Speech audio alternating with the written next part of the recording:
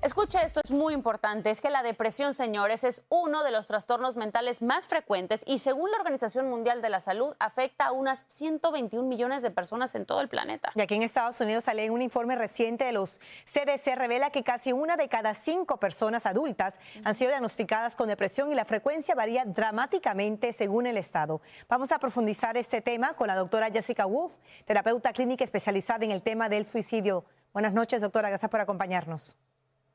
Hola, buenas noches, Aileen. Buenas noches, Pamela. ¿Cuándo, doctora, se considera una persona que está en depresión, que tiene depresión? Bueno, son varios criterios que hay que cumplir, varios síntomas que hay que cumplir por un cierto determinado tiempo. Creo que en este momento se están haciendo diagnósticos muy rápidos. Hay mucha gente pasándola mal, especialmente tras la pandemia.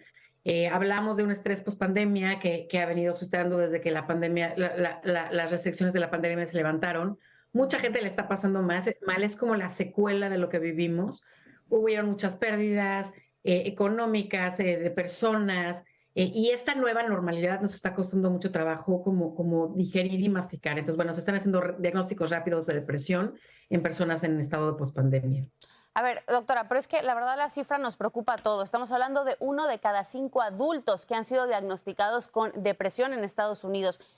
¿Cuáles son estas características, como usted mencionaba, que debe de tener alguien para considerar que está en depresión? Por lo menos pónganos 5 ejemplos, 5 puntos. Bueno, la pérdida del interés de cosas que antes nos generaban interés, la dificultad para establecer una rutina, para funcionar en la vida diaria, alteraciones en el sueño, ya sé que la persona duerme de más, duerme de menos, come de más, come de menos, la dificultad para concentrarse y para ser productivos. La dificultad para socializar, tal vez se aíslan, sienten que la vida no tiene sentido. Un ingrediente bien importante es la desesperanza, la sensación que la vida ya no tiene un sentido y que no hay un para qué. Entonces, bueno, todo esto nos ha acarreado este estado post-pandemia y hay que estar como muy atentos. Culturalmente, doctora, sin duda siempre ha sido un factor determinante porque lo que es la salud mental ha sido un tabú, ¿no?, para nuestra comunidad. ¿Cómo uno puede superar eso? También uno puede buscar ayuda y cómo admitir, ¿no?, que necesita ese tipo de ayuda. Muy importante esto que dices, o sea, lo que nos trajo también la pandemia es esta necesidad de aislarnos para protegernos y hoy nos está costando trabajo volver a entrar en conexión y en comunión o en conexión.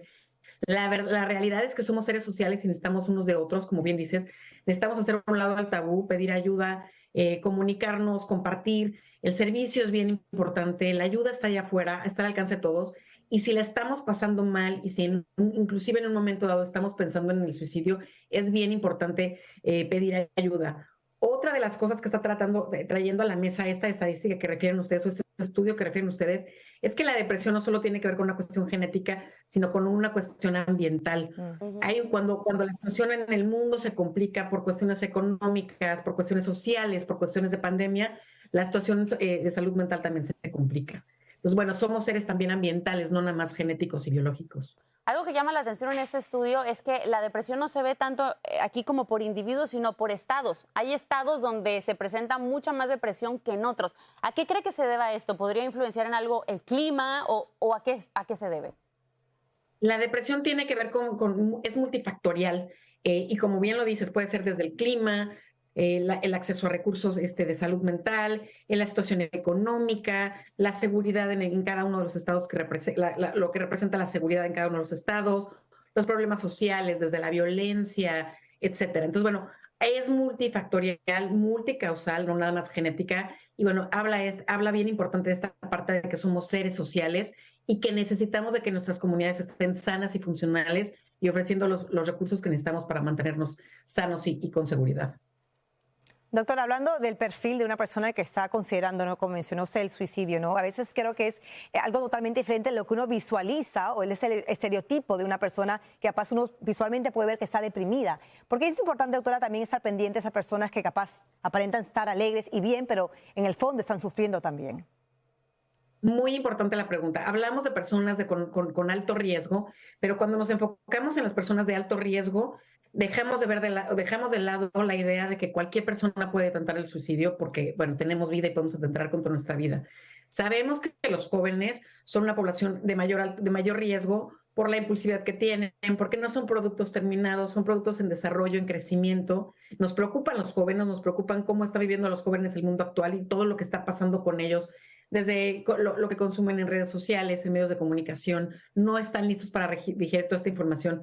Pero como bien lo dices, hay que estar atentos de cualquiera. Puede ser aquella persona que está sonriendo por la calle, que aparentemente está funcional, pero en el fondo tal vez está pensando en el suicidio. Muy importante hacer la pregunta, ¿has pensado en hacerte daño? ¿Has pensado en el suicidio? Esto salva vidas. Doctora, y ahora que menciona el tema de los jóvenes y de las redes sociales, ¿qué tanto daño están haciendo esto para el tema de la depresión y cómo podemos hablar con nuestros hijos para que lo entiendan? Porque obviamente ellos están en la escuela y de repente están conviviendo con sus amigos que todo tienen el celular, quieren hacer lo mismo. Pero ¿cómo como papás podemos poner un límite justamente para cuidarlos? Tenemos solamente 30 segundos, pero me parece muy importante.